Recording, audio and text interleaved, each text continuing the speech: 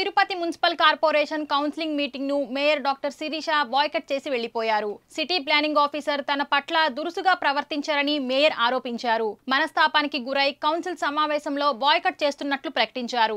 Budget ఆమోదం పొందిన తర్వాత మేయర్ వైసీపీ కార్పొరేటర్లు సమావేశాన్ని బాయ్కట్ చేసి వెళ్లిపోయారు.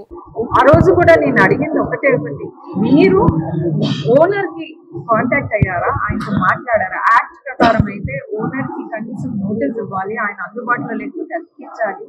అట్లీస్ట్ నేను అడిగిందంటే మీరు ఓనర్ ని కాంటాక్ట్ అయ్యారు, అవసరం లేదు, అలా వేలు పెడుతూ అవసరం లేదు, ఇలా అన్ని చూపించారు. దానికి వీడియో రికార్డింగ్స్ కూడా ఉన్నాయి.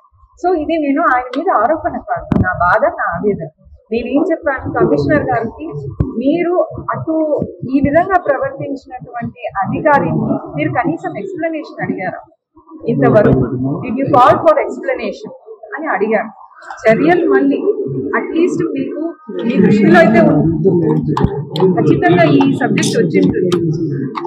Have you taken any explanation? ఆయనే కాదండి, ఇంకా ఇద్దరు అధికారులు కూడా, ఆయన పేరు మధు, వంశీ అనుకుంటా, టౌన్ ప్లానింగ్ ఆఫీసర్స్, వాళ్ళు కూడా చాలా దురుసుగా, మీరు అందరు కూడా వీడియోస్ ఉన్నాయి చూడొచ్చు, వాళ్ళతో ఎక్స్ప్లెనేషన్ తీసుకున్నారా ఇంతవరకు అని అడిగితే they have not taken any explanation. ఇప్పుడు అక్కడ ఎక్స్ప్లెనేషన్ క్షమాపణ చెప్పడము ఇది సరైన పద్ధతి కాదు.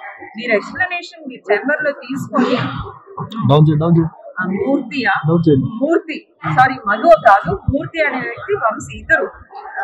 అంటే ఇప్పుడు ఈ 4 సంవత్సరాలు అయితే నేను మేయర్ గా ఉండి అధికారులతో కానీ మా కార్పొరేటర్స్ తో కానీ నేను కింద స్థాయి అధికారి నుంచి పై స్థాయి అధికారి వరకు నేను ఎట్లా గౌరవిస్తానో అందరికీ తెలుసు.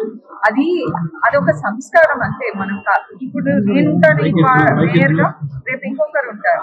సో ఈ విధంగా ప్రవర్తిస్తే కరెక్ట్ కాదు కాబట్టి నేను అడగడం జరిగింది. సో వాళ్ళు క్షమాపణలు చెప్పడం, వాళ్ళు చెప్పిన ఆన్సర్స్ కి జవాబుకి నేను సాటిస్ఫై కాలేదు కాబట్టి, సంతృప్తి చెందలేదు కాబట్టి కౌన్సిల్ మీటింగ్ బాయ్కాట్ చేసి వచ్చాం. కానీ బడ్జెట్ అయితే ఆమోదించాం, ఎందుకంటే అది తిరుపతి ప్రజలకు అవసరం కాబట్టి దానికి మేము ఎక్కడ కూడా ఆటంకం కలిగించలేదు. మా కార్పొరేటర్స్ అందరూ కూడా దాన్ని ఆమోదించాం. అంటే బడ్జెట్ మీటింగ్ ని బాయ్కాట్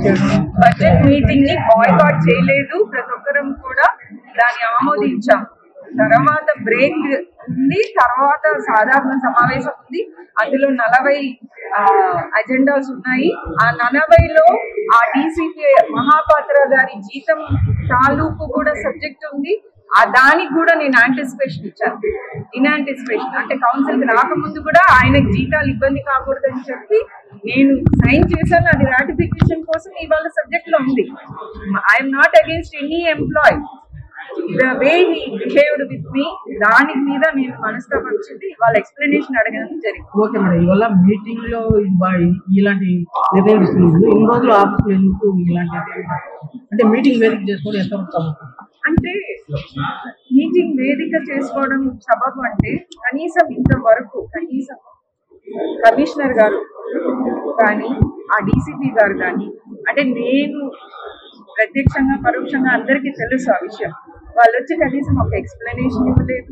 కనీసం నాతో వచ్చి ఈ విధంగా చేసినందుకు సారీ, నేను ఏదో ఉద్యోగరీత్యా స్ట్రెస్ లో ఉన్నాం, నాతో ఏం అనలేదు. ఇక్కడ అందరూ ఉంటారండి, ఇది నా ఒక సమస్య కాదు, రేపు కార్పొరేటర్స్ తో కూడా ఇలాగే ప్రవర్తిస్తారు. అందరూ ఉంటారు కాబట్టి దీన్ని వేదిక చేసుకొని మాట్లాడారు. అందరూ అఫీషియల్స్ ఉన్నారు ఇక్కడ, ప్రింట్ అండ్ ఎలక్ట్రానిక్ మీడియా ఉంటారు, అందుకే ఇది వేదికగా చేశాము. అండ్ బడ్జెట్ మీటింగ్ ఎక్కడ కూడా మేము ఇంటర్ఫియర్ చేయలేదు, దాన్ని ఆపలేదు.